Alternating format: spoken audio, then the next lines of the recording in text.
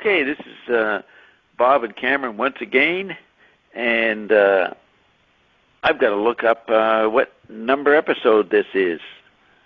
You have it must be around 37, 38. Maybe even 38. Right, so let's just go over to the archive and bring it up here. Take a few seconds. It's such a huge archive, 33,000 hours of discussion with you-know-who. So it takes a long time for the inventory of articles. We are doing a very good series for the Finnegan's Wake reading group. So there's a good Facebook forum doing Finnegan's Wake, and a lot of fun to read all the different people. So our contribution is that we get Ion to pick a page, and then I start reading it, and he tells us what it means today. He relates it to events today. The words adapts to the present. And it's pretty uncanny what he does, or they do. And the order of pages, I think we're up to like 24, 25 episodes, 25 pages, is the proper order of the pages in the book. You get that? It starts with page 44. The real beginning of the book is page 44 with the ballad. And then he goes up and down the book for page 2, page 3, page 4. So, pretty radical presentation. And that's available here at Ian and Bob for you to listen to those sessions. They're pretty unique. It's a new way to look at the Finnegan's Wake, how it, quote, prophetically talks about today. So, let's see, 23rd of September.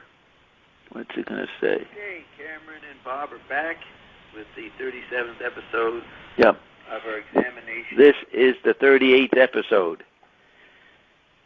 Oh, we got that established, and I told a nice story. So what were you going to say? If you were starting to say something. Do you remember?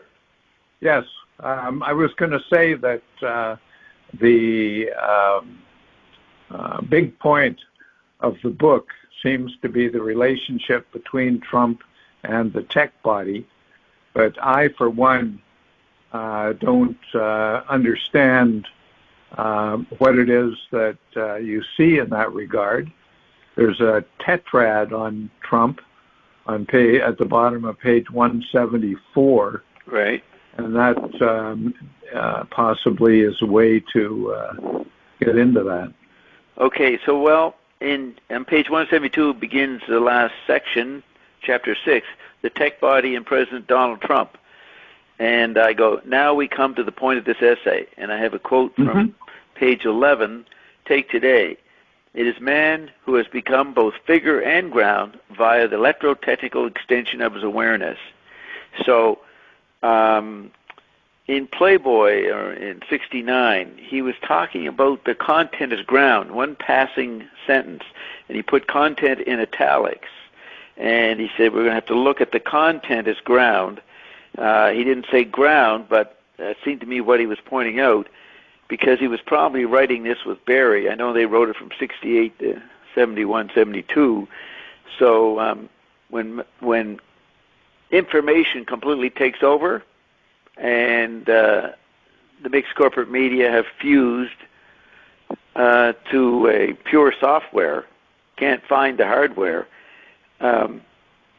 then the content becomes the ground. So it says here, it is man who has become both figure and ground via the electrotechnical extension of awareness. So the White House, from that point on, was the ground, figure and ground, this phenomenon. Well, let's not go too fast here. Let's try and figure out what's going on with this citation from Take Today. Right. And I think you're bringing up the content as ground is maybe a good way to get into this. The distinguishing feature of the Gutenberg galaxy is that it doesn't maintain the distinction between figure and ground. It loses ground. Yes. Right. So it becomes only figure that it takes to be both figure and ground. Right. That's the point at the end of perspective, right? Yeah. So then you can say that in the Gutenbergian perspective, content is ground. But in that flip, ground as ground has disappeared. Yeah. So then when he says that it is man who has become both figure and ground, we have to figure out, is he talking there from a Gutenbergian perspective, or is he talking there from an electric tactile perspective? And I think he's saying the latter. I think he's saying that he is both figure and ground, but not as identical. Right. Not such that figure and ground are the same. Rather, that human beings, because they're finite, because they're always limited, can never be more than a finite, delimited figure. But they're related to ground, which is figures plural. Yes. Right. So when he says both figure and ground, what he's saying is that, or at least what I think he's saying, is that in an electrotechnical environment, we are instantaneously exposed to all possible figures, but the all possible figures is ground. Yep. Well, maybe right? The one you select is ground. The one that pressures you to select. No, that's Gutenberg. That's Gutenberg. It doesn't stay ground very long. Pardon me? The tactility is the rapidity of shift from it's ground for a second, then it isn't. Yeah, but you see, you have to ask yourself, it's ground for a second, then it isn't. That has two different meanings. Yeah. You're caching that at the level of history, at the level of everyday experience. But at the level of ground, the figure that's ground for a second is in a different time. That it's like the difference between the table of chemical elements and their expression in the world. Their expression in the world is always momentary. Everything in the world is changing second by second by second. But the elementary table is not changing.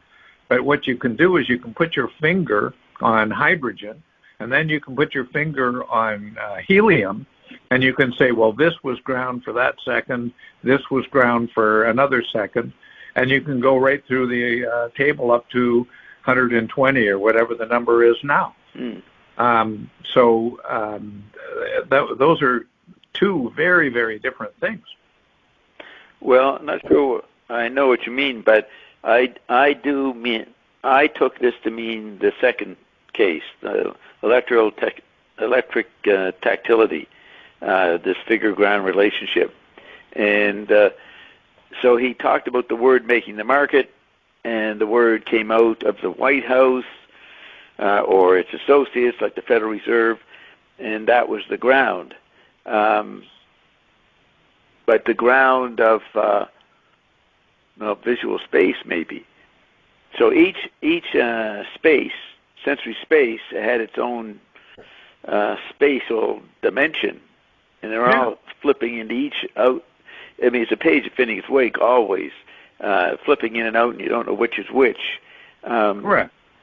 But the Gutenberg split figure and ground. And then McLuhan said, well, figure and ground merge under electrical conditions. So the medium became the message, and the message became the medium. That's right, but don't say that as if the gap disappeared or as if tactility disappeared. Right. They merge. there's two very different kinds of merging. There's Gutenbergian merging that merges at the point of perspective. And then there's electric merging, which is a natural condition, and which, once it was discovered, that natural condition led from somewhere around 1800, led to where we are today with all of the different applications of electricity. But those applications of electricity depend upon the difference between the negative and the positive poles. There is no such thing as electric merging that does not pass through the gate in between those poles. Yeah. Yep. It's a discontinuity. It's an abrupt interface. Correct. The effect of electric technologies in the understanding media days was it created flux and flow. But people, maybe Gutenbergized it with New Age philosophies. Go with the flow. And they didn't recognize that tactility had a lot of contrast. So more and more contrast was coming on people. So flow was a misnomer for actual overlaying, interdependent, imminent blur, but momentary clarities, which you would soon forget. Right. Yeah, it's just like people said then and people say now, the voyage is the destination, right? So yes. New Age philosophy and cheap philosophy, like the voyage is the destination, these are attempts to consolidate what can't be consolidated. Yeah. So we're always lying to ourselves. Yes. The overall big phrase for this problem is whatever. Yeah, that's right. That's right. And McLuhan actually, where is that? As we're talking, I'll try and find where McLuhan says something like that 70 or 75 years ago. Well, while you say that, he talked about where it's at. He made a lot of interesting probes around where it's at. And I think in Take Today he has where it's at, AT&T, ITT became ATT. Very good. I like that a lot. Yeah, that's in there somewhere on one page. Yeah. But the whatever is our time after McLuhan. The people they don't care where it's at. You just tell them one. Just give them one. Send them there that you say is where it's at, and they'll go there because it's whatever. There really is. William Irwin Thompson talked about the victim of our time was the mind. He went through the history of culture, and each phase had a victim. If I remember, the animal was victim in the first one, then woman was the victim in the next one, then religion around the industrial, 500 years ago. Religion was the next victim, and then something, not sure, but the last one was the victim was the mind. That would be the left hemisphere mind, I guess, or maybe both. The deeper you go into it, you get into the 70s, both left and right hemispheres are obsolete and victim. But people tended to, they were forced to rely on what was last recognized by the chemical body, which was the right hemisphere. So McLuhan called it the age of intuition, right? But the intuition succumbed to whatever over the last 50 or so years. So listen to this, Bob. Listen to this. This is a letter that McLuhan wrote to one of the acolytes of Ezra Pound in 1949. Wow. Where'd you get this letter? A guy by the name of Simpson. I don't know if you've heard of him. He was an art dealer in Houston, and he became a big Poundian. Wow. Where'd you get the letter? It's in the University of Texas collection. Wow. University of Texas has quite a big Pound collection, including some letters of Pound and McLuhan. But did you correspond with them, or did you go there? No, corresponded with them. Okay. So you found this letter. I'll send you this letter. Okay. So anyway, the Houston art dealer, his full name was William Dallam, D-A-L-A-M. Yeah. Simpson, and he was called Bill. Right. So this is the very end of a 1949. Right. So we're talking over 70 years ago. Remember what you were saying just a minute ago about people willing to go anywhere, right? So he says here, he's talking about the quote unquote the absolute squalor and anemia of mind, which is now universal. Wow. I recall that in other letters, similar idea, but go ahead. Uh-huh. Oh, yeah. So then he says, anybody will agree with that.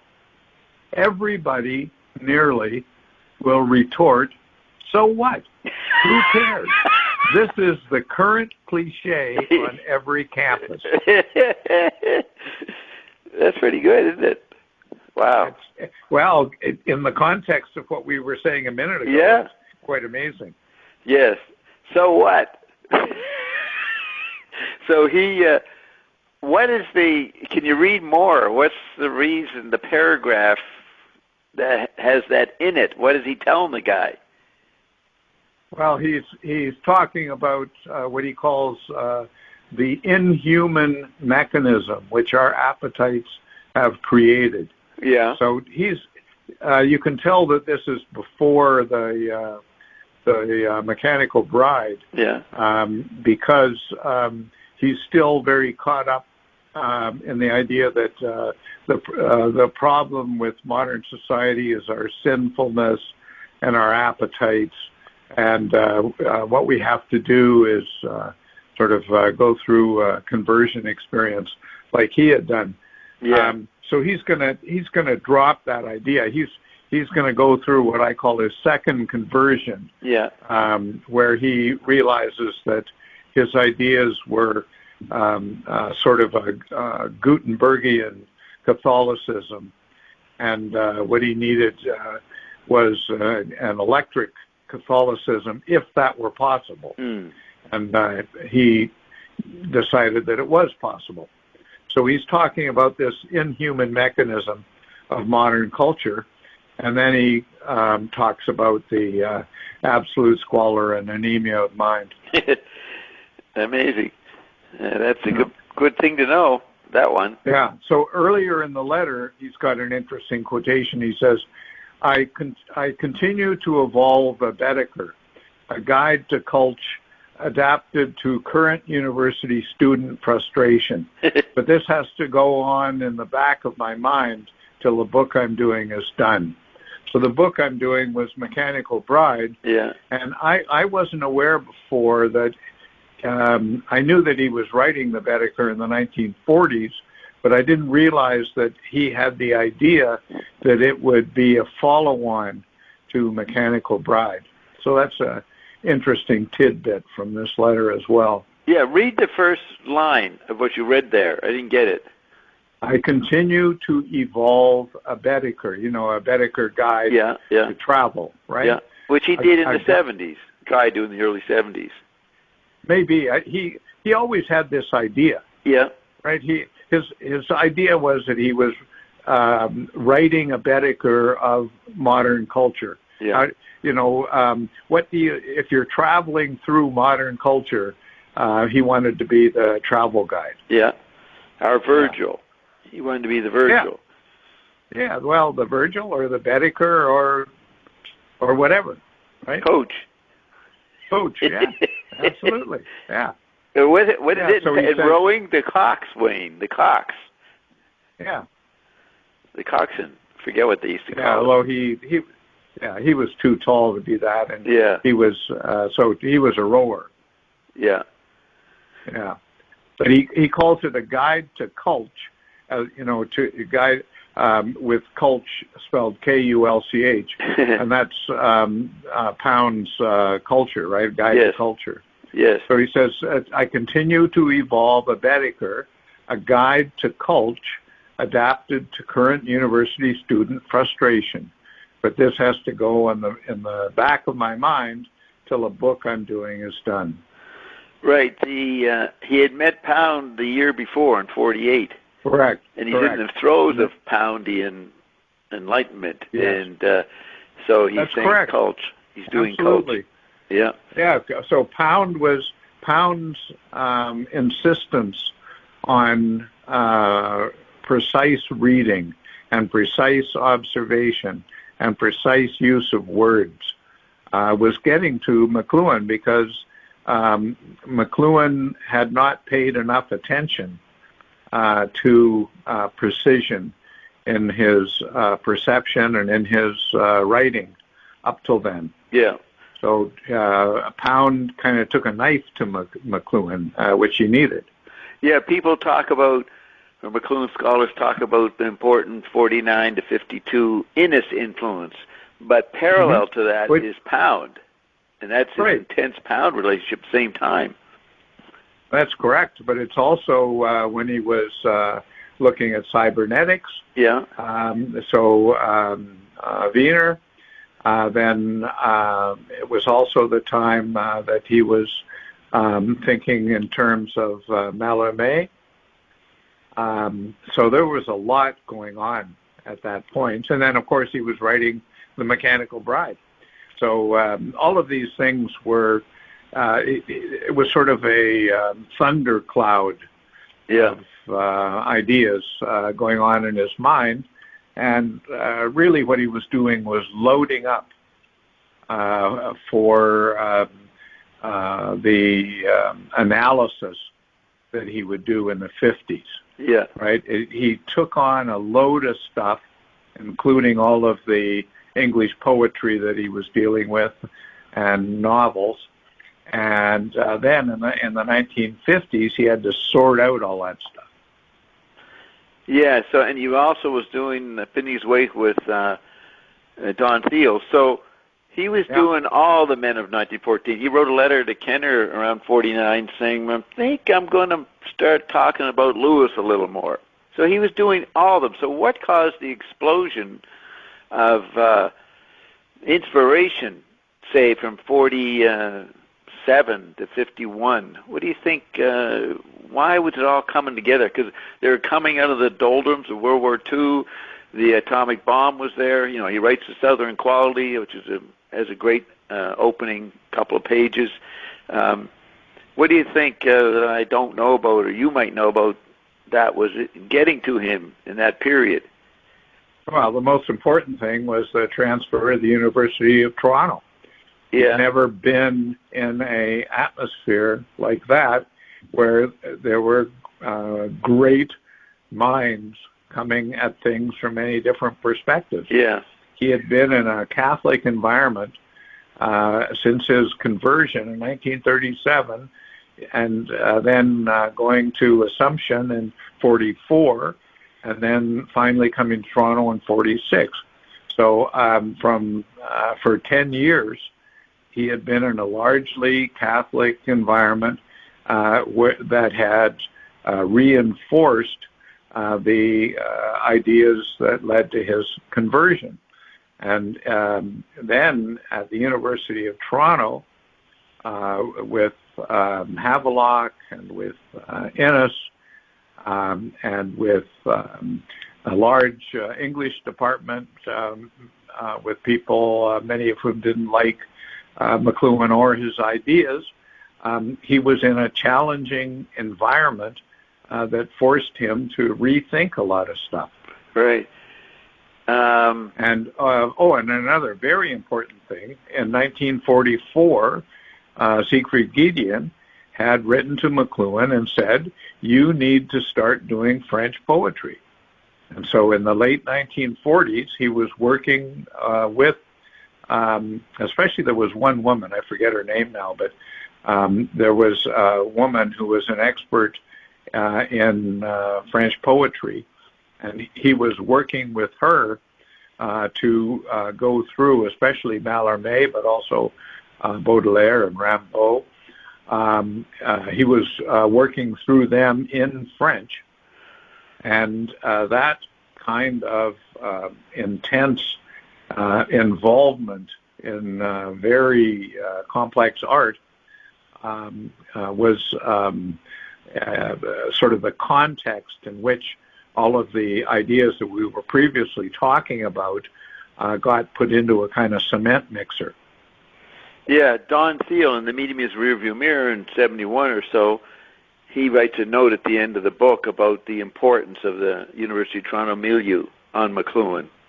So yeah, definitely true. Yeah, Thiel pointed that out. What is it? So Toronto, he's in a big city compared to where he was. It's not so cloistered. And he was sailing, right? He did a lot of sailing. Like Havelock, by the way. Beg your pardon? Like Eric Havelock also. Oh, was he a sailor? Oh, okay. Yeah. Right. I wonder... And then he met Carpenter. Carpenter was a big inspiration or something for him. Absolutely, absolutely. Carpenter was a lively mind who was not a Catholic.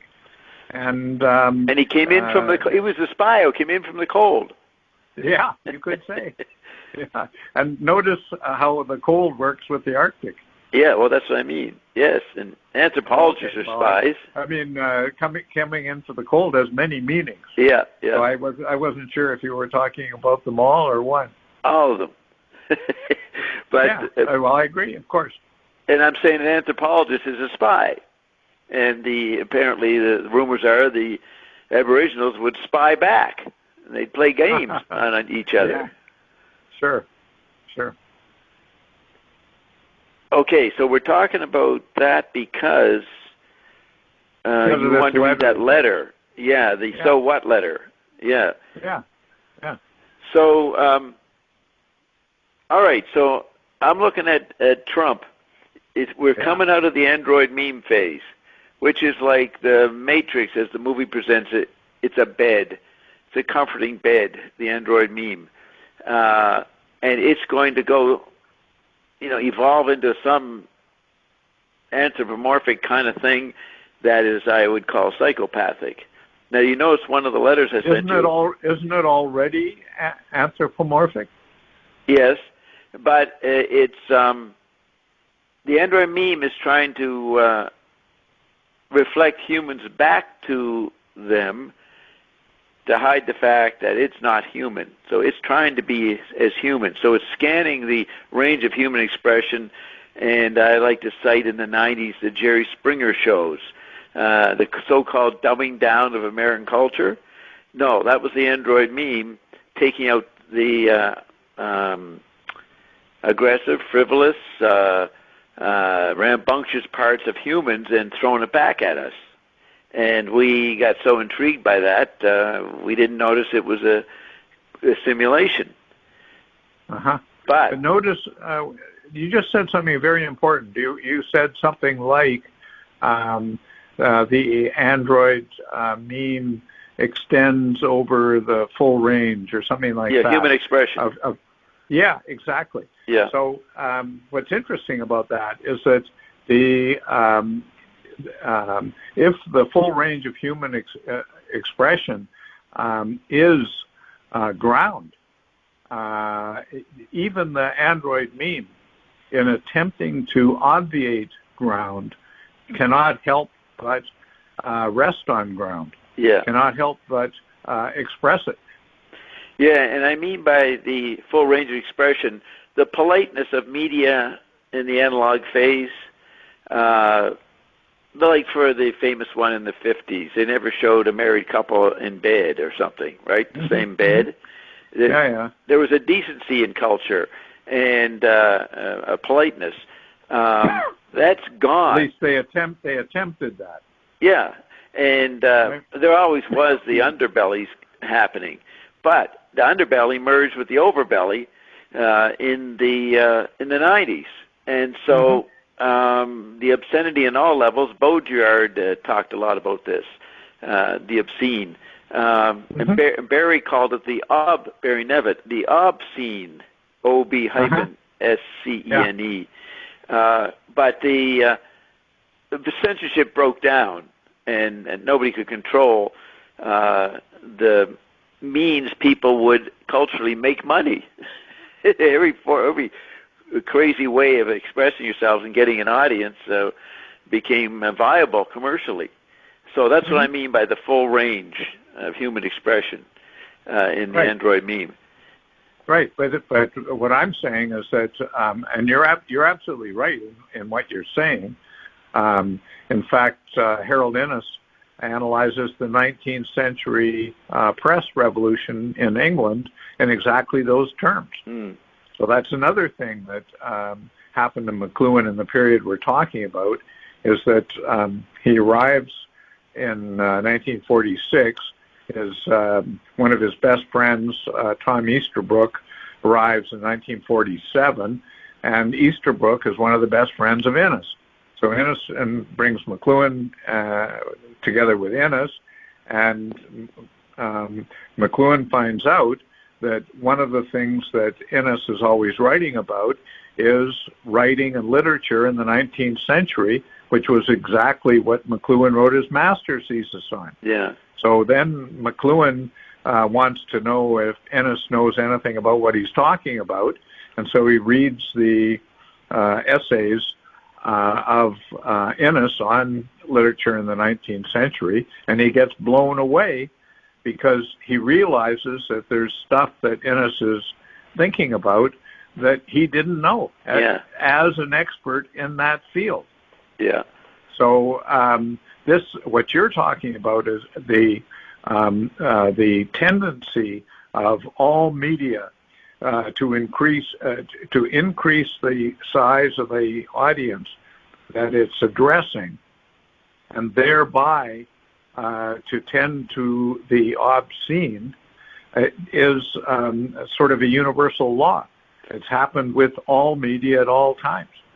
Right, and the full range of expression. How do you think McLuhan, if he was alive in the 90s, what kind of language would he use? How do you think he could talk about it?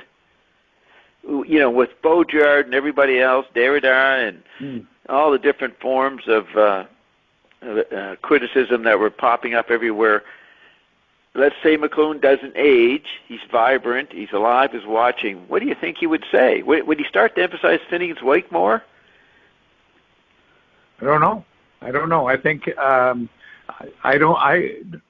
don't see him as changing his old mask as a comedian. Yeah. I think he would say that it's impossible to talk to people straight up. So you have to wear a mask, and the best mask is a mask that makes fun of itself. Yeah. So sort of a Seinfeld mask. Yeah. I was also going to say the figure becoming ground is expressed in how he and Barry use the formula E equals MC squared. Wouldn't that be it? The formula for figure and ground, or the flipping and both content being figure and ground? What do you think of that? E equals MC squared. The item, the E, gets infinite mass at the speed of light, but then he'd have to make it speed of thought maybe. Now that would be happening to all kinds of figures as more and more shows are happening with the cable phenomenon and then the beginning of the computer world. So E equals MC squared. What do you think? Maybe he added to it. Never got stated, but did he obsolesce that E equals MC squared? Well, I mean, obsolescence is only one of the four powers in the tetrad, right? So one would have to understand obsolescence as not an exclusive power. Right. But what I don't really know the answer. I don't really know if there is an answer to what you're talking about. But what I like about how you think is that this E equals MC squared. I really hadn't given it much thought. I need to give it some thought. But what you were just saying is interesting. It's fertile. Right, and Barry does have E equals MC squared somewhere in Take Today. Oh, definitely. I think in more than one place. Yes. So, what page is the tetrad on Trump? 174? 74. Oh, 75. 74. At the top of 175 I have. So, I was just starting to say that the Android meme, what pops out of it is the tech body, pops out of the Android meme. Maybe you could say creates a new ground, creates a new space, turns the Android meme into an art form. So I have that in my tetrad, that Trump enhances the Rumpelstiltskin effect over the Android meme. And remember, Rumpelstiltskin, he got away with his rape and pillage if nobody knew his name. Right. And so I was asking if McLuhan would have names for what was happening in the 90s, I guess is what I was meaning. Would he be able to continue to call Rumpelstiltskin out for what it is? And that's what you see in my chart. I have down in the corner Rumpelstiltskin as the ground of the chart. And in a sense, the chart is a Rumpelstiltskin. Yeah, well, it's a naming of Rumpelstiltskin. But probably the act of naming becomes a Rumpelstiltskin in itself. That's where. Well, that's why I was just going to say we can't take Rumpelstiltskin as a simple thing here. Yeah. Right. Rumpelstiltskin is a mask of a mask, you could say. Yeah. The when you say Trump enhances the Rumpelstiltskin effect over the Android meme, one of the things I like about that is you're saying that the Android meme, exactly because it's the Android meme, cannot be one thing. Yeah. It must be subject to a dynamic. And one of the dynamics is the Rumpelstiltskin effect, which is in one way very negative. Yeah. Right? It's kind of the I think, correct me if I'm wrong here, but I think one of the main meanings of the Rumpelstiltskin effect is that it's an evil mask. It's the emergence of the human attraction to evil that emerges out of the range of possible human masks. Right, that's Baudrillard's book or essay. He had the phrase, the demon of images. Okay. Yeah. He was picking up on that. Yeah, the demon, and I have that in my, is it in that chart? Yeah, I have demon nuclei in the Dobbs quadrant, which was a transient term used in physics in the 80s for a little while. You know, you never hear about it again, but it was listed in John Brockman's book. Now, Brockman was a student of McLuhan. And he became very influential. He created the Third Science series. All these, hip physicists and scientists. He'd make them public figures. Move them towards having a TV show or something. Yeah. He called it the Third Science. He laid out the five physical particle phases in the 80s in one of his books, and that's where I got the demon nuclei from. I see. That's interesting. Did he? I really haven't heard of Brockman before. Did he stay in Canada, or did he come down to the States? He was a New Yorker, I think, and he met Gerd Stern, and Gerd turned him on to the new art movements. He was more of a business guy, not too exciting a person, but Gerd and other guys got hired for the Monkees movie called Head in 1968, 67, 68. Zappa's in the movie. I don't know if you've ever seen it. No. So they made a poster, and so they had to put someone's head on the poster, and Gerd told me they picked, as a joke on Brockman, who was just starting to, feel the counterculture, they put his head on the poster. Now, the next year, in 69, he put out a book called By the Late John Brockman, where what he did is he went up to Cape Cod or someplace with Bucky Fuller and McLuhan books, all the, quote, heavy books of that period, and sort of crammed his head with them for a few days on the weekend and made notes, and that became the book, By the Late John Brockman. And then he, a year or so later, did a second book, number 37, which is 37, but that's how old he was when he did that. But then because his wife was the daughter of a heavy literary agent, a major guy in New York, he was able to, get in there through his father-in-law, and he started being an agent for William Irwin Thompson and early people in the 70s. So he got in early for the baby boomer thinkers and became a major literary agent. And he started, if you want to look it up, edge.org, a website's been around for a long time, which interviews all the latest in science or scientists and academics. So he's far from being a Canadian. But I first heard about him.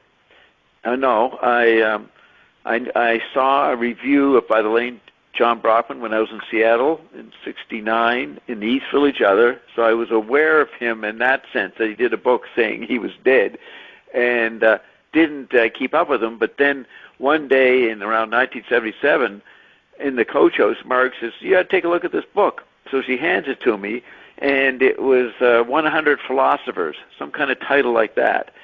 And it went through 100 philosophers from cultures all over the world, and you'd read the biography on one page, and then you had to figure out something. I forget what it was. There was a little game.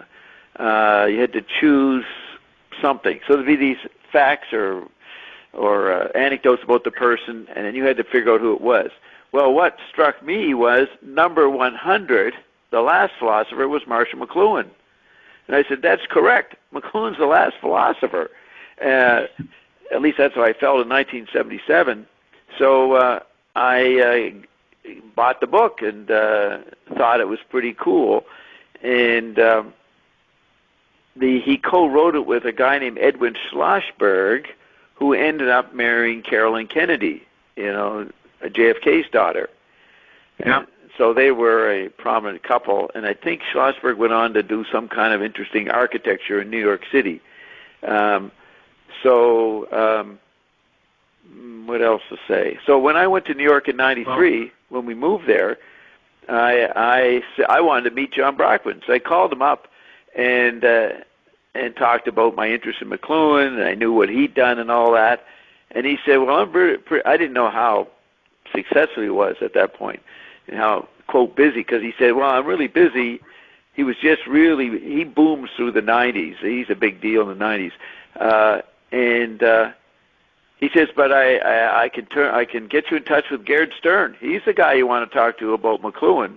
And so that's how I met Gerd, which turned out to be really important. Gerd is on page 198 from Cliche to Archetype. He's mentioned. They did the mixed media art. Were you going to say something in the middle there? I was just going to say that I guess when you said that Brockman was a student of McLuhan, I had taken you to mean that he was a student at University of Toronto. No. You must mean that he was just somebody who read his books. And he always talked about McLuhan. It was a big influence. Even now I saw some interview, and he said when he discovered McLuhan, that exploded his mind. Of course, it's from my point of view, he's a trivial McLuhanite, you know what I mean? No clue, but something sparked him that he thinks it was via McLuhan, which is, I guess that's the job of someone like a public artist or thinker, is to do that. They don't necessarily have to, the audience doesn't have to get what you're saying, but you somehow intrigue them and get them thinking in a strange way or a new way, and then you might do new things in your life. Dave Wally, who did the first rock biography. By the way, I don't believe that at all, but I would just put that in parentheses as you talk there. Yes. Dave Wally, who did the first rock biography in the early 70s on Zappa, he spent all his life in New York City, and he knew a lot of people, and he said, Bob, you'd be amazed at how many people made millions using McLuhan. Maybe the people didn't, I don't know if he said this, but he might have said this, that nobody knew they were using McLuhan or how they were inspired, but he kind of noticed a lot of people, somehow McLuhan inspired people to come up with stuff to get attention and then make something happen for themselves. As a matter of fact, when J.W., who became a friend of Warren Buffett, in 2009, J.W. called me up. This was before ION. And he says, what's tactility, Bob? And I had actually brought it up a few times. And so I started to express it and define it. But I said, why do you want to know now? He said, well, I just had dinner with Warren Buffett, and he was telling me how much he was influenced by Marshall McLuhan in the 60s. And he was talking about tactility. I didn't know what he was talking about. So there you have it right there, Warren Buffett, right? Something in McLuhan gave him ideas that put him in some confidence or whatever he did. Figured out how to be an investor or whatever he does. You see? See, this is this is where McLuhan is part of the la lingua franca, the ground of his time.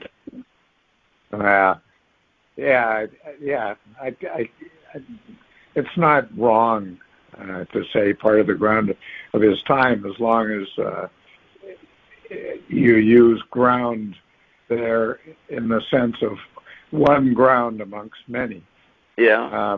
What you're talking about is an influence of McLuhan in exactly the way that he did not want to be an influence. Yes. His whole intention was to be influential in the exact opposite direction. And what is that? Is that he's not a cognitive artist? He's an elitist artist?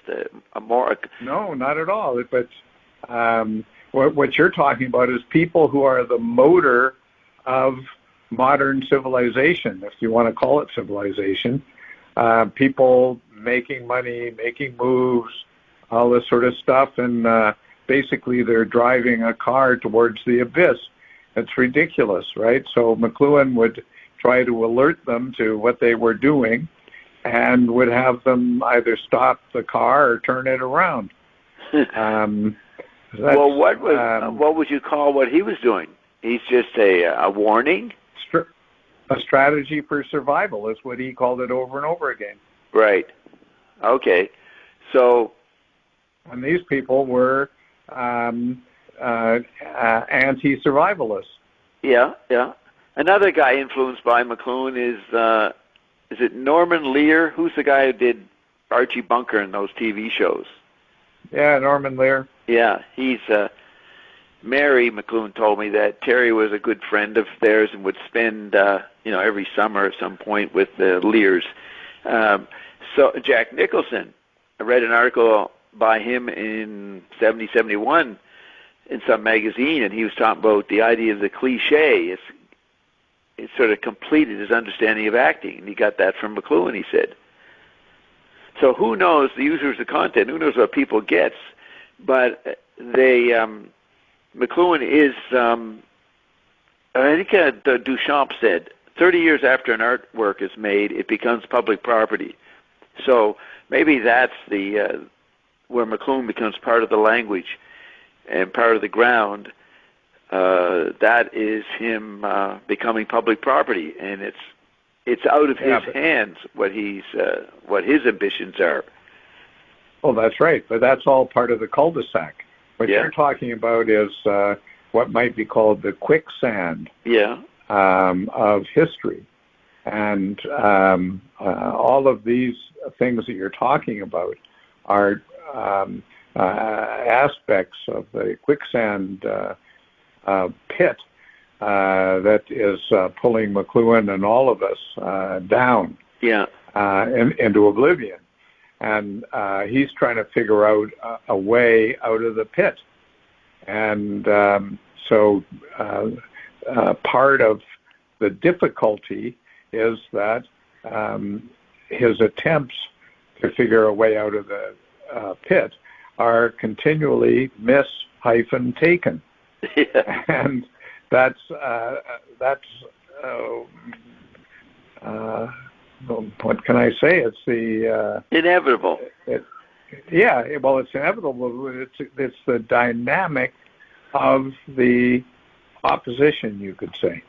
Right. Do you see anybody, or you see a lot of people attempting to do what he did or tried to do? Yeah, I see a lot of people. Sure. And I think, for example, when he had this lifelong book that he was writing called Great Tom on Eliot, I think he realized that Eliot was trying to do the same thing as he was, or he was trying to do the same thing as Eliot, better said. And he probably realized that part of Pound, not all of Pound, I think lots of Pound sort of scared McLuhan, but parts of Pound were trying to do the same thing, parts of Lewis, Bucky Fuller, lots of people were attempting to do what he was attempting, and I think he probably had great respect for them. Right. Would he think John Lennon was trying to do something? Yeah, probably, but that's like your conversations with Jack. Oh, Jack. You mean my Instagram things? No, isn't your conversations with the basketball player, isn't his name? Yeah. That's on Instagram. Yeah, the young guy. I just see references to it every once in a while on your website. Right. I didn't know it was on Instagram. Yeah, you haven't looked at one. No. Yeah, no, I'm not interested in stuff like that, Bob. You ought to take a look. Maybe I do a new version. So I read this somewhere. McLuhan writing to Wilfred Watson in 1964. I think you know this letter. He says, talk about blind spots in regions of maximal impact. Looking at the diabolical principle just now, I read loud and clear that art must be totally environmental. It must be the content of nothing whatever. Ergo, the vortex equals the totally environmental. Didn't you read me this letter to me? Correct. Yeah. Yeah. So, a few discussions ago. Right. But it might be timely again. Wyndham Lewis wants nothing less for art than the power to create total environments for life and death. There must be no art as content of some other set of skills or interests. I find it a bit staggering to confront Lewis as a man who really wanted to be Pontifex Maximus of a magical priesthood. I suppose Yeats, Joyce, and Pound had similar aspirations. Their priesthood was to create new worlds of perception. Is that what we're saying? Yes, and that's exactly what we're saying, because what McLuhan is regretting in those people is the lack of perception of a plurality of grounds. I think he's probably wrong as regards Joyce and Eliot and Pound, by the way, and Lewis too. It's an oversimplification. You're saying that he criticized them for failing to see multi-ground? Yes, in that letter. Yeah. I don't think he did that all the time. But the point, I think, is very well taken, and it's the point I'm making about the culture gurus that you're talking about in New York. Yeah. That what these people do is that they harness a ground and then ride it into wealth.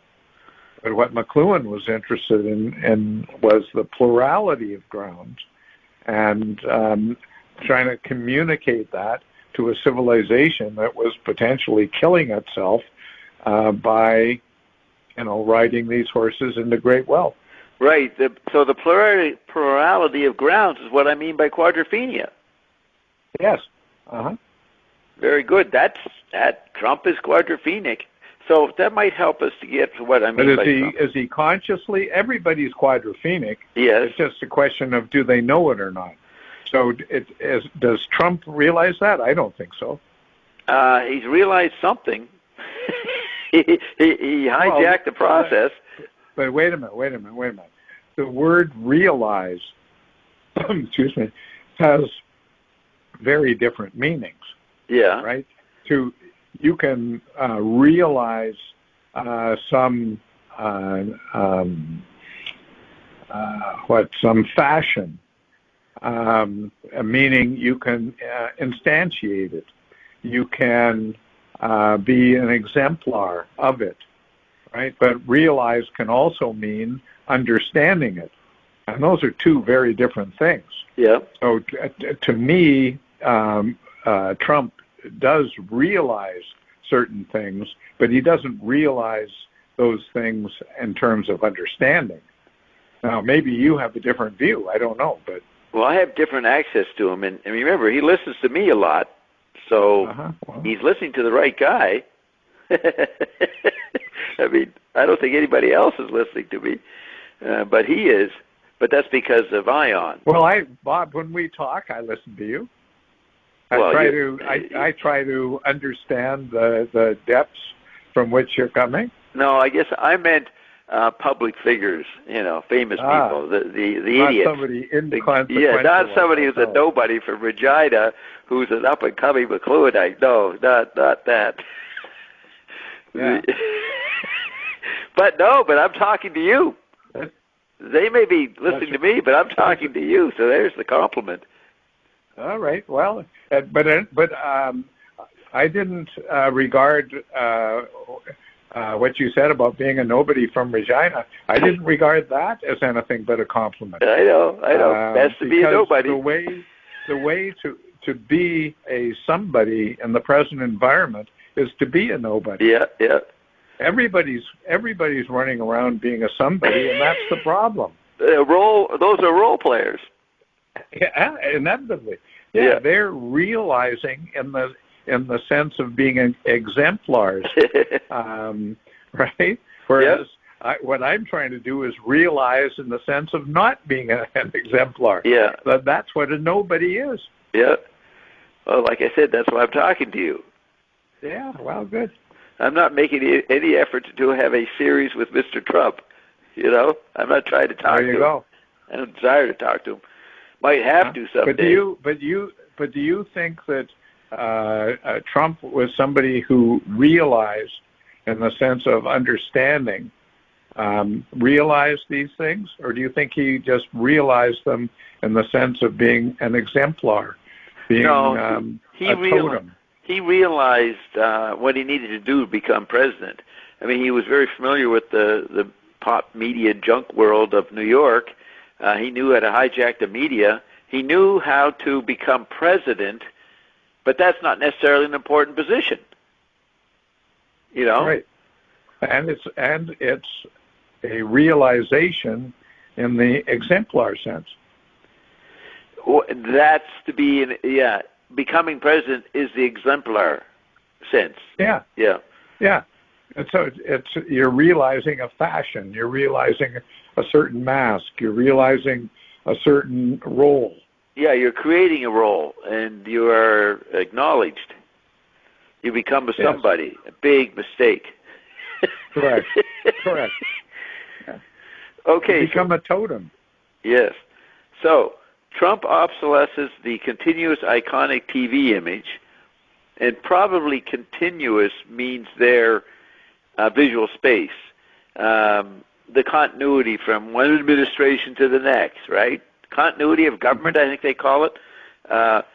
That's a fact that isn't true, but we project a visual uniformity or linearity onto the thing. So the continuous that's closely related to the enhancing effect. Yeah. Because in order to have the Rumpelstiltskin effect over the android meme, you have to have discontinuity. Yeah. And so the first one is discontinuity, and that's what's enhanced, and then the obsolescent is the continuity. Yeah. And that's what everybody got upset about, that Trump didn't appear to be fulfilling the continuous iconic role. That's right. That's right. It was something new in the history of the country. Yeah. And the New York, I saw a little documentary years ago on the New York Times journalist, Maggie somebody, Halberstam or whatever. They say it was hell every day trying to figure out what to write about the guy because he did so many different things all day long. You know, they couldn't get they couldn't get continuity. Yeah. So they just started bashing him, I guess. Right. But notice that continuity again has two faces. Or discontinuity, better to talk about that. Discontinuity has two faces. You can be discontinuous in life and be screwed up because of the discontinuity. Yeah. Or you can realize the discontinuity of ground, and then that's a completely different thing. Yeah, I agree. I wonder, I think I used to say there was always an eye and ear modality of everything.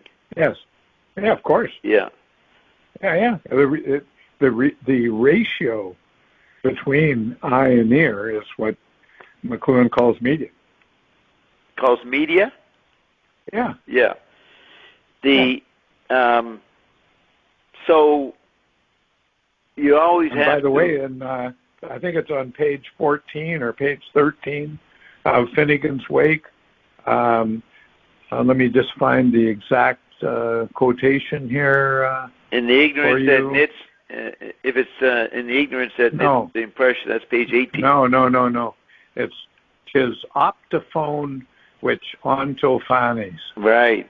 And so optophone is eye-ear. Right. Yes. Right. So and onto is reality, and phanes is shining forth. So what Joyce says there is that it is the ratio of eye-ear which shines forth our realities, which is exactly what we were talking about. Yeah, so the shining forth, would that be tactility? The clear white light of tactility? No, in order to shine forth, you have to have an origin and an end, and tactility is between the origin and the end. Right. So shining is itself tactility, you could say. Yeah, shining itself is tactility. Yeah. Yeah, that's what I meant. Yes, he talks about that sentence in one of the 50s explorations essays, doesn't he? Yes.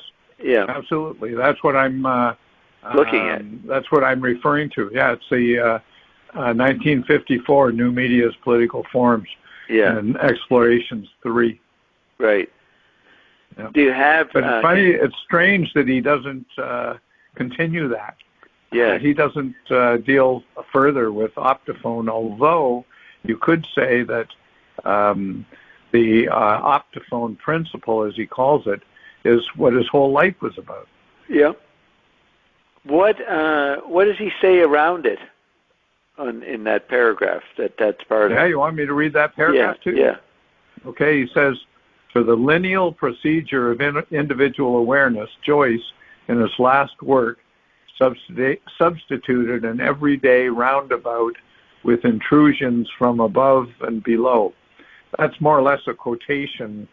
What the hell was the guy's name? I can't remember it at the moment, but a guy that wrote about Joyce in 1930 or 32 had that to say. For those locked in the metallic and rectilinear embrace of the printed page, Joyce appears as a surrealist magician or clown. But his optophone principle in art provides the key for future literary and social education. The optophone is an instrument for turning images into sounds. Surrounded by a vast new imagery, technological man has yet to learn how to interpret this imagery verbally or socially.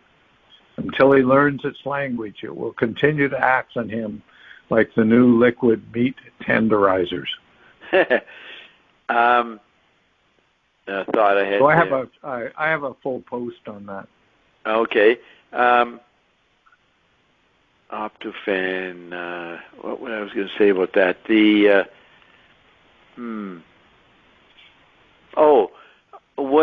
not thinking of Laszlo Moholy-Nagy, who wrote on Joyce in the 40s?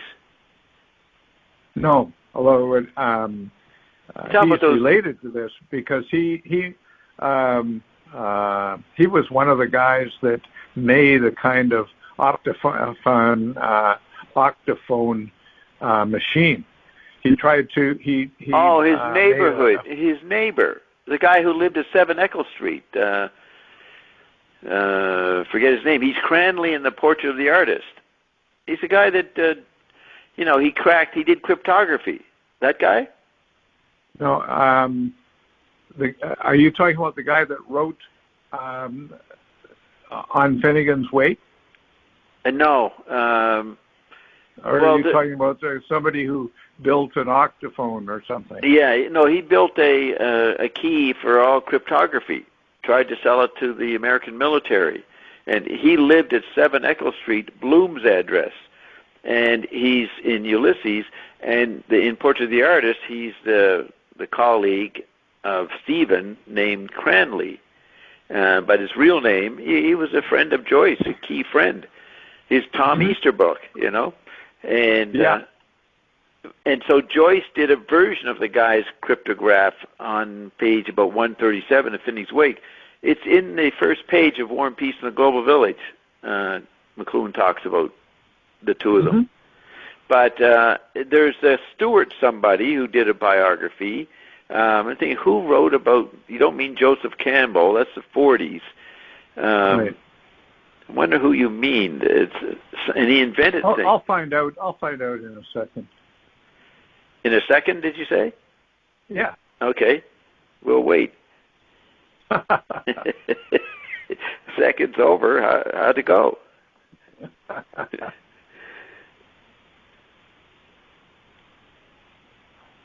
And, what you just read was describing the visual continuity. And then the oral continuity. That paragraph illustrated the continuity here, the continuous, the two forms of continuity. Well, I don't know. I would say that. Look at the first sentence. It says the linear something was a problem. What is the very first words of that paragraph of Optophane? Yeah, I have to go back. Okay, the lineal procedure of individual awareness. Joyce substituted an everyday roundabout with intrusions from above and below. Yes, that's so those aren't two kinds of continuity, but one is a type of continuity. The second is discontinuity. It's both continuity and discontinuity together. Yeah. Just as it's above and below. Yeah, so that's, I guess it's not two kinds of continuity. It's continuity and then eye and then ear. Discontinuity. So, or tactility. Anyways, it fit into this sequence we're working on here. So then Trump retrieves the knight and the vampire. The knight is for the pro-Trumpers, 50% of the voters. He was the white knight, and the white racist knight. And but for the other half of the population, he was something from the depths of the Nazi hell creatures. He was a vampire. You know what I mean? Yeah. So no, that's a good. That's an excellent line, I think. Yeah, yeah, and so then he reverses into. Go ahead. Just for the knight and the vampire, do you think he was consciously trying to be both? I think as an artist, as an instinctive public figure, he had a talent for it. So how much does one have to realize it? He knows what to do every day to keep in the game, and he might not be able to step aside and say what he's doing, but he'd say, "Sir, I can't explain this," and then he'd go and continue doing it. Yeah. So, but notice how we're back to the the ambiguity of realizing. You're absolutely right that he could realize these roles. Yeah. But my question is it a realization only in the sense of exemplifying, or is it also some kind of understanding of what's going on with this role flipping? Yeah, the role of knowing. Well, I think the dialectic McLuhan has in Cliched Archetype around about page 160 or something is knowing and growing. So there's the continuous, that would be your endless crux. What's the word? Forget the word. The cusp, what's the bad thing we're talking about? The cul-de-sac. Okay. Yeah. The cul-de-sac, the universal or the ongoing cul-de-sac that everybody confronted, the greats,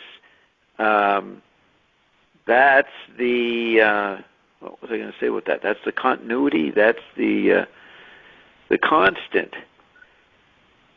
Ion talks about the platitudes and the vicissitudes. So you see the same issues always being confronted. Yes.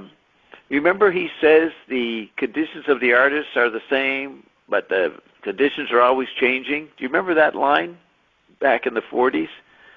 The conditions of art are changing, but the artist's condition is the same, something like that. So that's where you... Go ahead. Well, that's exactly where I draw the parallel with chemistry. Right? Chemical elements are always the same, but the world that is produced out of those elements is always changing. Always what? Changing, yes. Yeah.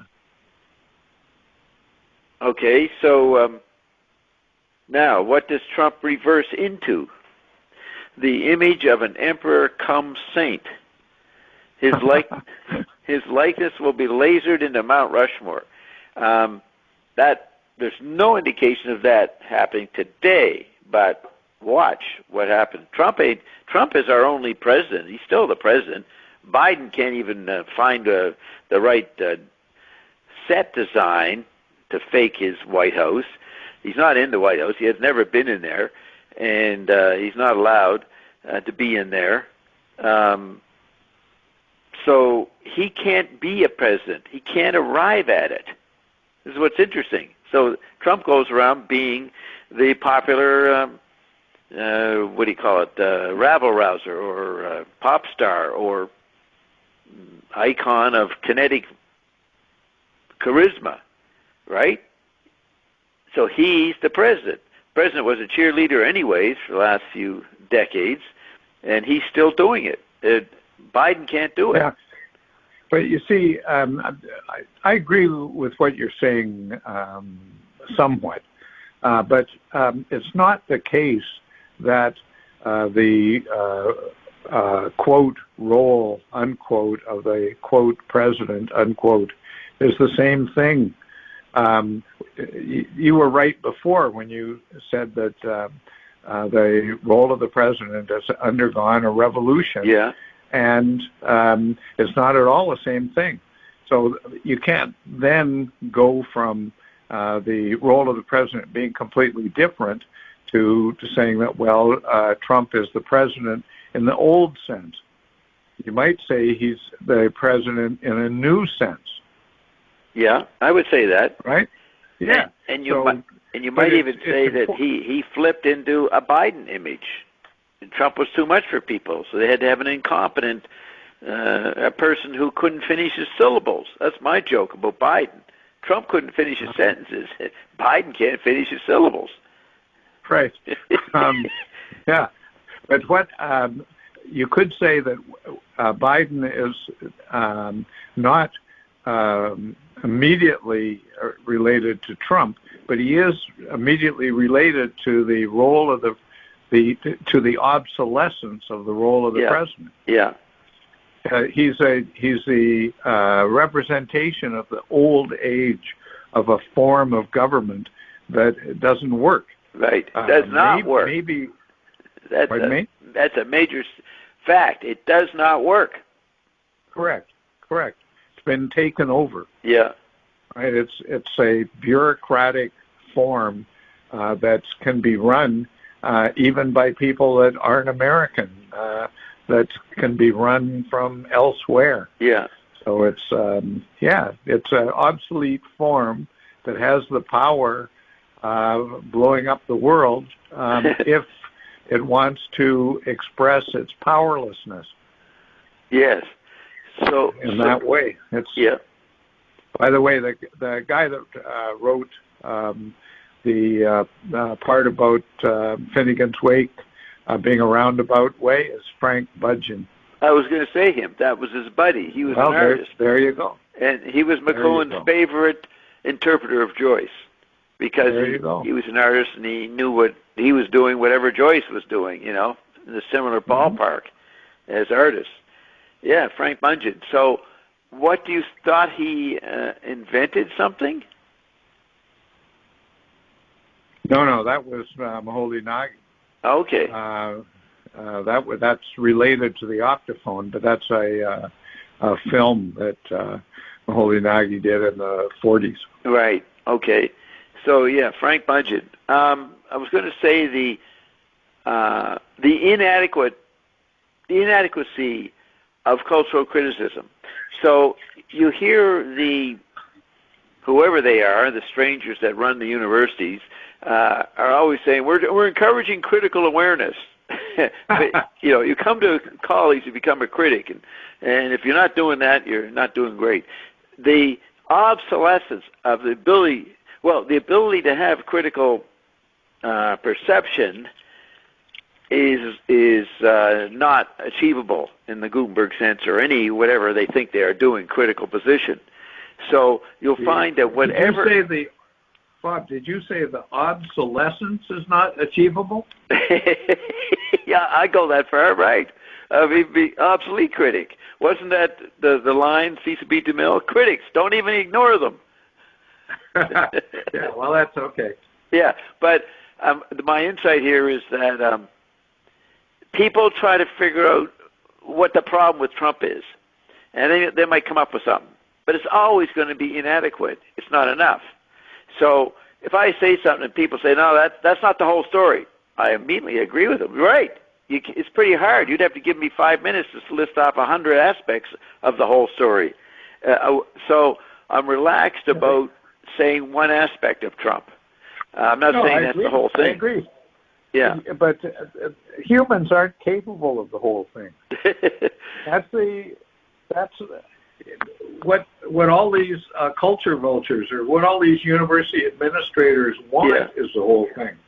They want the wrong thing. Yeah. They really are so obsolete. Which means you're everywhere if you're obsolete, right? You've been duplicated, cloned all over the place because obsolete means more and more use of it. Right. So I was thinking that. So if you understand, yes, as I talk about Trump, I could talk for an hour about one theme, then talk for an hour about a completely different, maybe contradictory theme about Trump, knowing that you have to pile up the different angles on it. That's Finnegan's Wake.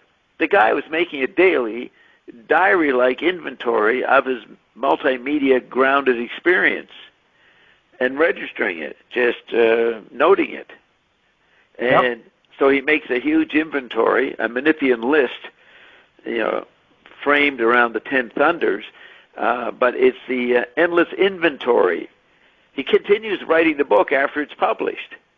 He keeps working on it, processing his diary. So just like he did with Ulysses. Right. So I think we talked about that last time, the process that Joyce discovered as an information artist. He went from being a novelist to an information artist, processing the information environment. And that's what and McLuhan figured out that. That was his role. Let me read something to you here from a book that Joyce read in the middle 20s when he was getting going on Finnegan's Wake. And the book is called Quo Vadis. What? Where are we going? Where are we going? Quo Vadis. Yeah. Who wrote that? The guy's name is too hard to say. I'll tell you that in a minute. Yeah. But I'll first give you the quote. He says, and it's part of a series of books that address the question of the future, of where are we going. And Joyce read a whole bunch of the series and took out bits and pieces from these people that he would use in Finnegan's Wake. And so lots of these people contemplated, how television would take over the world, and how humans would populate other planets, and all of this sort of stuff. Yeah. And Joyce took it all in. But anyway, this guy says, if Mars, millions of years older than ourselves, has arrived at such a stage of advancement that it can think of transcending its own borders, it may make some attempt at communication.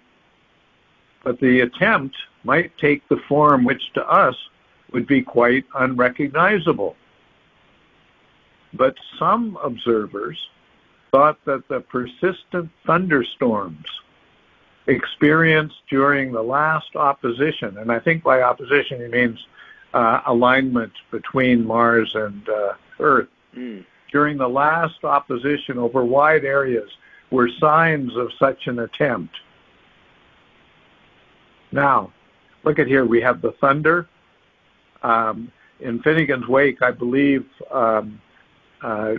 Joyce uses the phrase something like Mars talking, or Mars attempting to communicate, something like that. Yeah.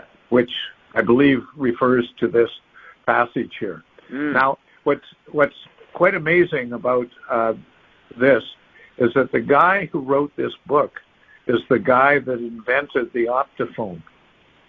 Believe it or not, the optophone was invented in the first machine was 1912, but the improved machine was 1914, and it appeared in the Proceedings of the Royal Society. And the optophone was a real machine that attempted to scan print and turn it into musical tones so that a blind person could take a book or a newspaper, put it in the machine, and then know what the newspaper or book were saying by listening to the music. Wow. Right? Yeah. So then Joyce takes the optophone and uses that in Finnegan's Wake along with things from this guy's book, which was written 10 years later. And I believe the guy's name is Fournier, but I'll have to go up and, it's Fournier d'Albe. So Fournier, his real last name is Fournier, but he was French, and so he had Fournier d'Alba. D'Alba was, where the family was originally from. But now listen to this, Bob. But just before you go on, did you say that this book was written 10 years after the start of the wake? Yes. No, 10 years after the Optophone was announced. Oh, okay. In the Proceedings of the Royal Society. Yeah. Okay. So, this guy invents this machine, and the Proceedings of the Royal Society publish a picture of it and a description of it in 1914. But this guy himself was not a fellow of the Royal Society, FRS. And so he had to have the Proceedings did not publish stuff from outside the Royal Society. You had to be a member of the Royal Society to publish, or you had to have somebody publish a paper for you as what was called a communication. So this guy's announcement of the Optophone in 1914 was a communication from a physicist by the name of Sir Oliver Lodge. And Sir Oliver Lodge... Was he related to Winnipeg? Yeah, he was the uncle of Rupert Lodge, who was McLuhan's great mentor in Winnipeg. Wow. That's pretty good. It's amazing, right? Yeah. Another link. Did you just discover that? Yeah, I wrote a post on it, yeah. So what is it again? So Oliver Lodge, what did he do with the Optophone? Or the Optophone? Well, first off, he was a physicist, and the guy that that invented the Optophone was working in Lodge's lab for some years.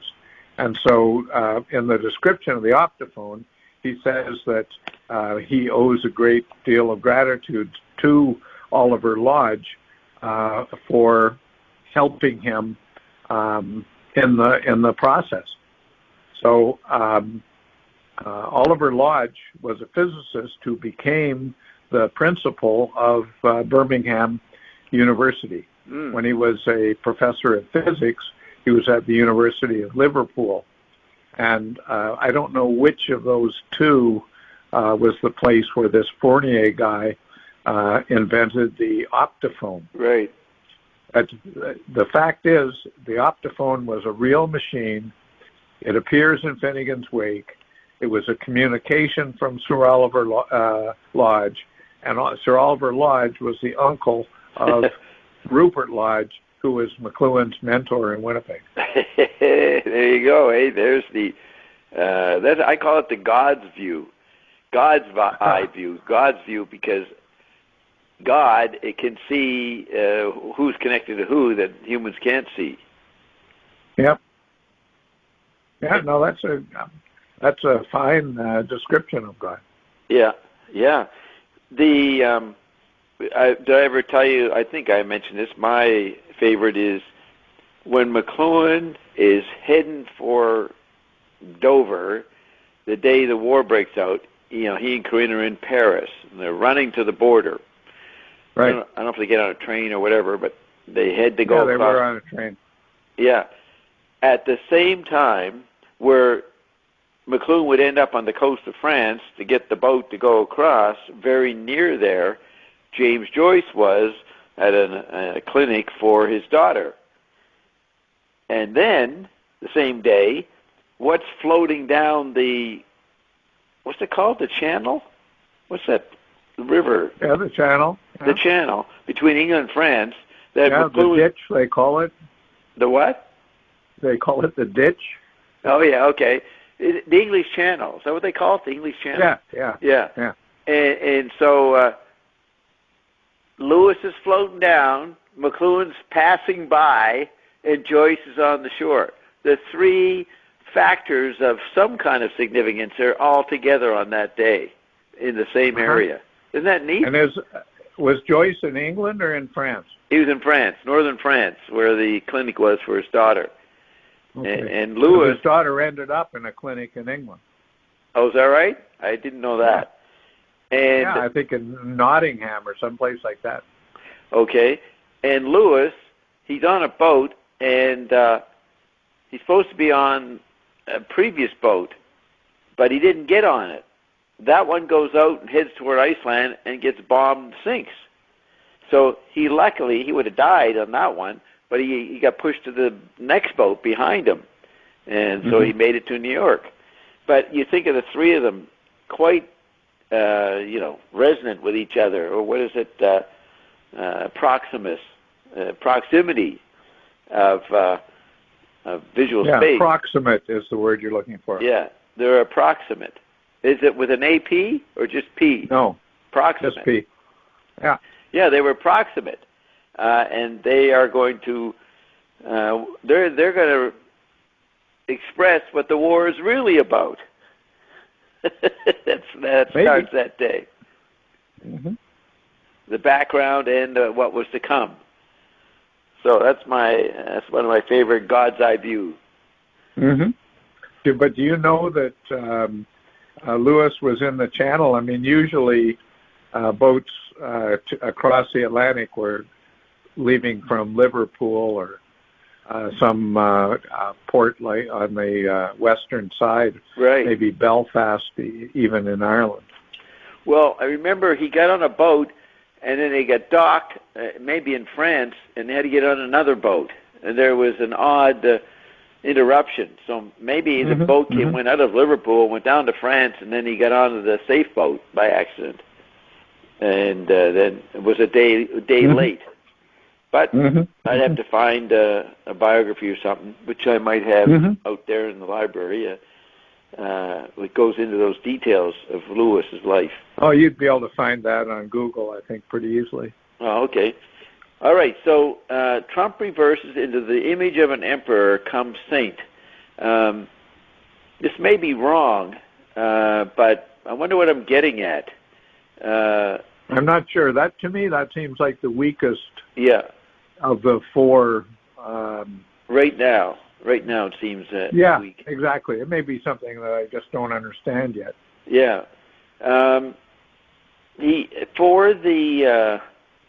For the pro-Trumpers, they now consider him a saint because Biden is so bad, they would think, and they hanker to get Trump back. Don't think he can come back, but a lot of other things are falling apart. So we have predicted that he'll become viceroy of the new government, the new post. What do you call it? Executive, legislative, and judiciary. The three-part structure of government will collapse, and a new feudalism comes in, and he'll be the viceroy of it. Did I hear you laughing a minute ago when I said viceroy? No, the three parts of government have already collapsed. Yes, yeah. Right? The courts don't work. The Congress doesn't work, and the president doesn't work. That's right. And I saw a poll a couple of days ago. 50% of Americans say get rid of the Supreme Court. There's his obsolescence when the populace feels this way about it. Right. That's the effect. But how dangerous would that be, right? Well, you mean if they got rid of the court? Yeah. Well, we're in an incredibly dangerous situation. We talk about it all the time, but and I guess we're in the middle of the danger is killing people. People are dying for all kinds of crazy reasons. People who didn't expect to die. They thought they had a few more years on them. Right. So we're in a kind of apocalypse, or Armageddon, or business as usual. Yeah. Okay, so we did a tetrad on Trump, and those you got the Android meme, the iconic TV image, then historical phenomena, night emperor and vampire and then emperor, I'm sort of looking at it as the tech body is a scatter shot. It's just shooting out all over the place and making sure that what's prominent today is not prominent tomorrow. Might get retrieved later in the week, but the replacement of the focus of attention that the tech body wants is the ground, or the way it looks. What would you call that? Is that the figure? The way it looks? The way obvious sense perception sees it? Because they would put it into familiar terms. So what do you call that? Well, that's phenomenalizing. It's concretion. Yeah. But you might say that can be an effect of the tech body, but you can't say that that's the tech body itself. Right. Surely not. Yep. And I noticed that you say Trump enhances the Rumpelstiltskin effect over the Android meme. So that's the kind of a flip of one mask. Yes. And then you seem to be saying that the tech body is the ground of the flipping of the Android meme. Yeah. Would that be a correct reading? Yep. Yeah? Okay. Because it pops out, but it was underneath. It was a hidden, a coming environment. And so, yeah, what's the phrase you just said? It not pops out, but you said it's the ground. Nominalizes? Or? No, the ground. It's the invisible ground. And then it became visible.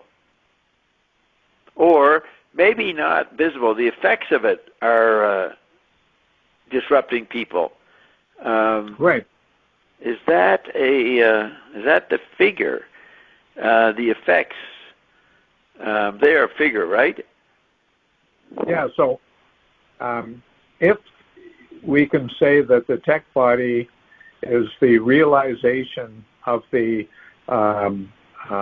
potential of flipping within the Android meme, yeah, then the realization of that in the sense of the exemplarization of that yeah, at the phenomenal level is a flipping, right? People are flipping out, as the expression goes, but they're flipping out because they don't realize the ground of flipping. Now, all that you just said, that describes the Trump phenomenon as it was presented by the tech body. You see? Okay. See, Trump represents this complex situation you were just... Right. So that's why I was asking earlier about the relationship of realization to realization. Right, right. So now you seem to be saying that Trump presents. Well, I would say he realizes. He realizes. Okay. Yeah. He realizes this flipping. Yeah. But does he realize in the sense of understanding, or realizes in the sense of exemplifies? Well, I was going to say, it immediately came to me that the one who understands is the observer. So that's the Gutenberg phase of understanding. What is the electronic Marconi phase of understanding? Is it remaining anonymous? Is it a kind of poise one has that people who you bump into notice? What is the...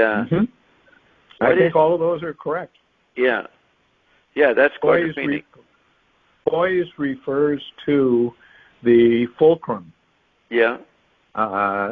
It's poise is something that is in between. Yeah. And so poise is a very good way of saying that. I think somebody, it might have been McLuhan, he made a pun on porpoise. Poor poise. Poor poise. Porpoise. Mm-hmm.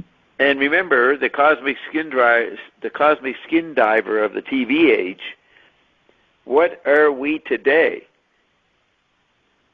There was one ocean in the global theater of the 60s. what do we have now? Well, it's a common metaphor. You hear people talk about parallel worlds. They talk about that a lot, more than they did 10 years ago. Timelines. People seem to have an acceptance of multiple environments. Yeah. And that would be what animal lives in multiple environments? Oh, a demon. A demon.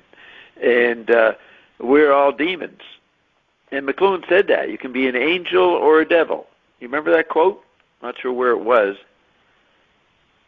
Vague recollection of that, yeah. Yeah. I think he talked about that stuff in more than one place. Yeah, the role player can be an angel or a devil. Mm-hmm. And human beings are continually flipping between those. Yeah.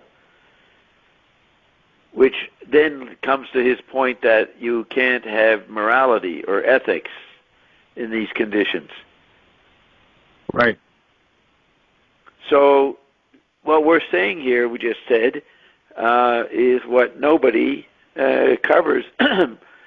They might in some academic course go into Nietzsche, Beyond Good and Evil or something, but they'll find it in a book. They don't see it in the environment. That's the perceptions required to see it, to see this quadrophenic flipping and amoral existence in today. So then, all through today, and what people make money from, wealth is generated by outrage and judgment and retrieving morality or finger pointing, right? That is what Coker calls abuse value. That is what makes wealth. What can't be completed, realized, exploited, or get benefits from. See, you can't go with the traditional human chemical body balancing mechanisms. Need a new kind of balance. So you have to recognize your multiple environments. That's first. Because then you'd have to have a new kind of balance. I agree with that. But if that's first, what's second? What would you say? That's first? If you said first, you have to recognize multiple environments, right, which require a new kind of balance. Yeah. But if that's first, what's second? Well, I was saying the obsolescence of the cosmic skin diver, and then you become a demon. So that may be enough. I'd say there's no second. You recognize the multiple environments. That's all you need to do. You couldn't do anything about it. You have to ride them. Then you have to realize you are these environments, and you're going to be demonized. And that's what they say is happening in America. Maybe the West, I don't know, but America, the breakdown of social decency, social communication, social respect, and blatant murder going on in the streets all day long. Mm-hmm. That's pretty drastic, right? Yeah. And McLuhan said in Playboy, 1968, end of the year, mind your media, men, or you'll catch a cold environment. Okay, so I took that tack that I couldn't come up with a two. Now let's say another tack would be to come up with the second. So what would that be? You recognize the multiple environments, and then you buy my products for for sane nutrition, because you're not going to get anywhere else. It's partly serious. That's what I do recommend. Okay. I was thinking about bringing this up today. Do media change matter? All right. Now, the thesis we have is that matter is radically changing, and your body processes are out of line with it, out of sync. So you got to take our products to get synced in, get new matter in your body to be potentially almost harmonious with what's happening in matter. So, do media change matter? They change our images of matter, and is matter only an image? We actually don't have matter, and that is altered by media. So, I say we got a profound changing of our images of matter, and this is very disorienting. And doctors' tools don't work anymore. Their scales of measurement of how you're doing don't work, and our products is the balance to that. I mean, that's in terms of living media ecology. That's what I live. That's what I say. I got proof of it every day that it works. You know, that's my media ecology, paramedia ecology. Mm-hmm. But somewhere in the last 15 minutes or so, I kind of, I wasn't sure if we were on page 175 of your book and doing exegesis there, or if you had kind of jumped out of the book and were on to something else. I mean, you ended up with your products, and obviously that isn't right here. But I lost the connection somehow. Well, that's good. I wasn't sure where you took off from. Right, but that's what I'm acting out. What we do, that's quadrophenia. We hop into areas that surprise others.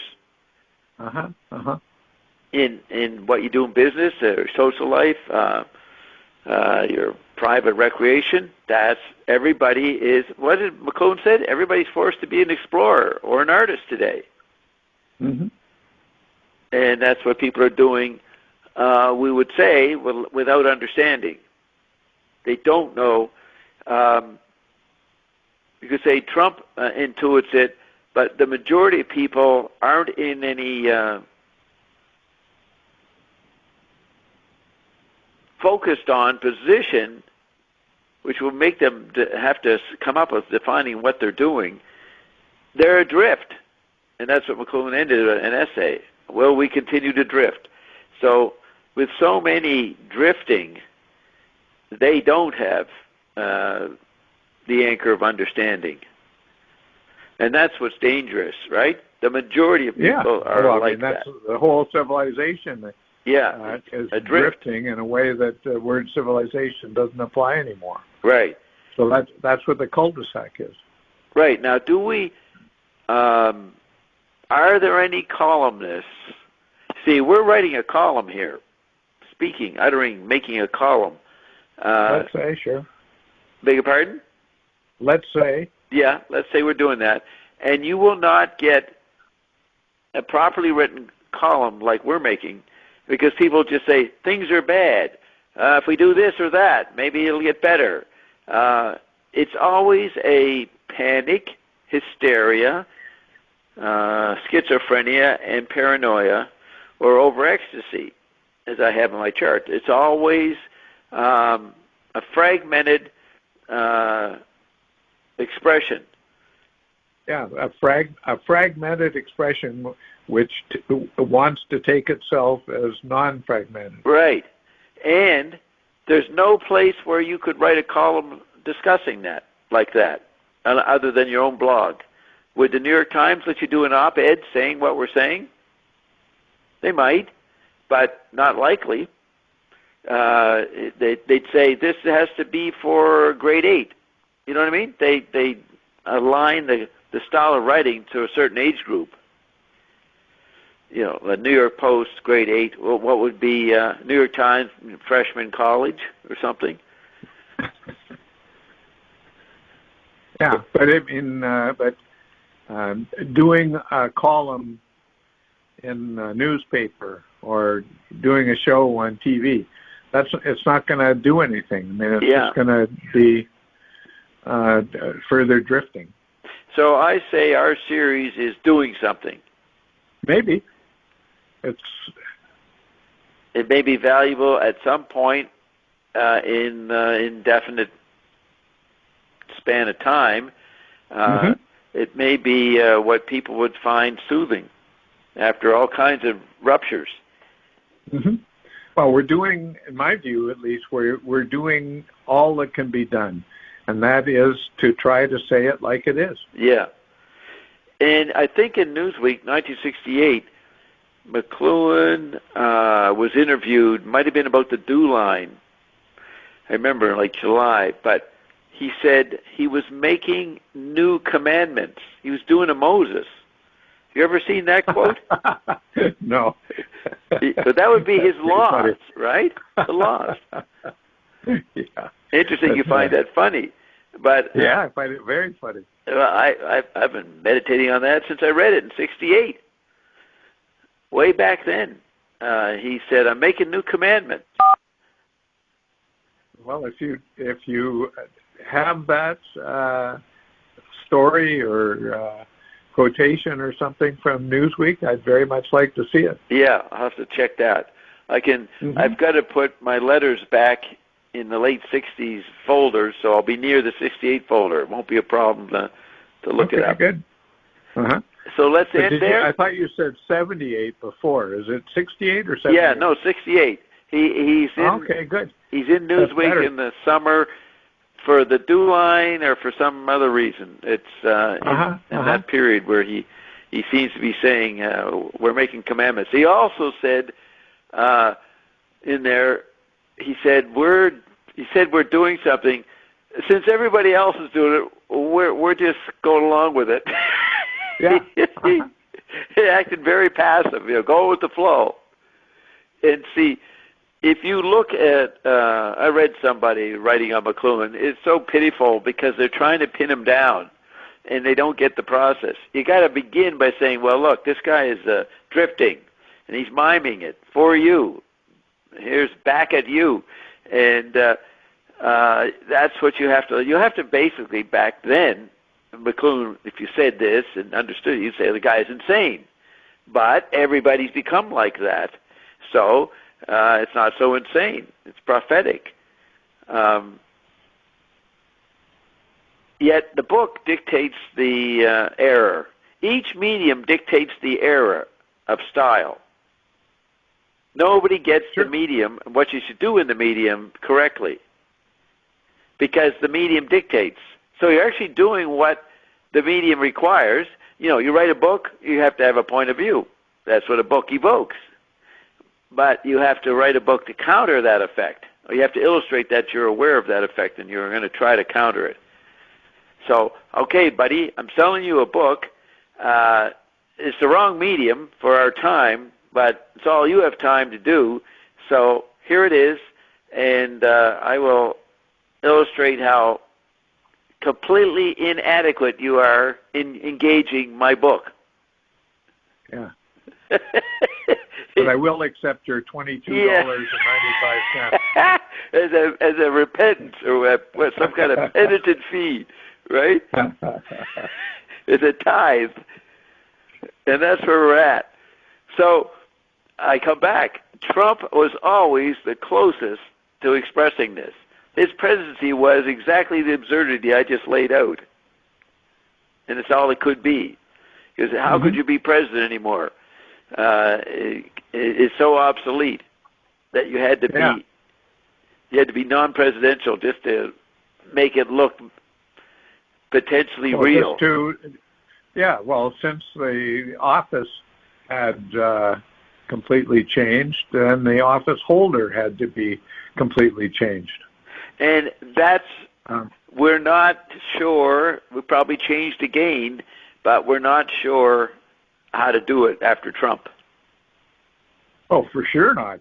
Yeah. No, the cul-de-sac is consolidated more than ever. Yeah. So, of course, it's completely opaque. So Trump is... We got to end, I know. Yeah, but that's a good place to end because it's a great place to start. Yes. And I'm saying that to update McLuhan, my book nails it. I go for the right phenomenon, the correct phenomenon. Trump. You've got to deal with Trump. You know what I mean? Well, I know what you mean, but that's too linear for me, Bob. I know, but I'm just telling. I heard so many people in the McLuhan birthday celebration a year ago. The whole gang of them, the McLuhanites, and they're all. If the word Trump came up, they'd start to vomit or very dismissive. They had no way to write about or to discuss the phenomenon. And that showed their inadequacy. You've got to be able to talk about Trump in clinical terms, whatever the phrase would be, from a position of poise, not Trump derangement syndrome or whatever the other one is. Mm-hmm. You know what I mean? I agree with that. Of course, yeah. And I think McLuhan, helps you get a handle on this. That guy who wrote the article on Trump, he had the thesis that Trump read McLuhan's Playboy interview when he was 23 in 1969, and it influenced him somehow, subliminally. Have you seen that essay? Did I send it to you? I think so. That's the online thing, the blog Windows or something like that. Yeah, that's it. Yeah, I read it. Okay, if I get a chance to interview Trump, that's going to be my first question. Did you read the Playboy interview? Do you remember it? 1969, March issue. That's going to be my first question.